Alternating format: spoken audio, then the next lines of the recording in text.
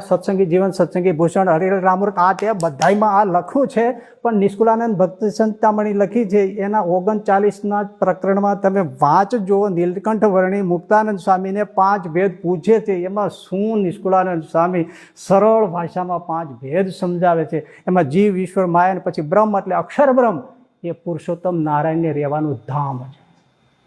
અને પરબ્રહ્મ પુરુષોત્તમ નારાયણ છે. અક્ષરધામ લખ્યું છે ત્યાં. અને ભેદ છે. હા, ભેદ છે.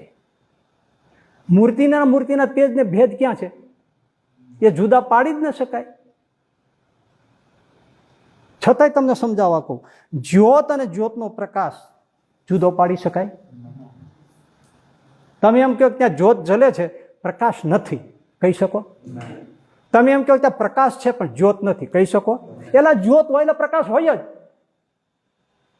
એને જુદા પાડી ના શકો. એ મૂર્તિનું તેજ જુદું પાડી ન શકાય. એને ભેદ ન કહી શકાય. ભેદ આ 5 છે, અનાદિ છે.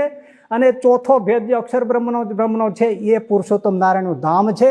એ આપણા એક ગ્રંથોમાં લખ્યું છે, માટે સ્વીકાર્ય નથી, એટલે બોલવું પડે.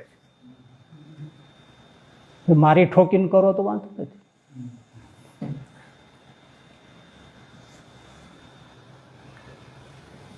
એવી જ રીતે અવતારો દેવો નથી આપણા ગ્રંથોમાં. મોટા સંતોમાં ગોપાળાન સાહેબ, ગુણાતીતા બધાનું આપણે આગળ કહી દીધું, નથી સિદ્ધ થતું.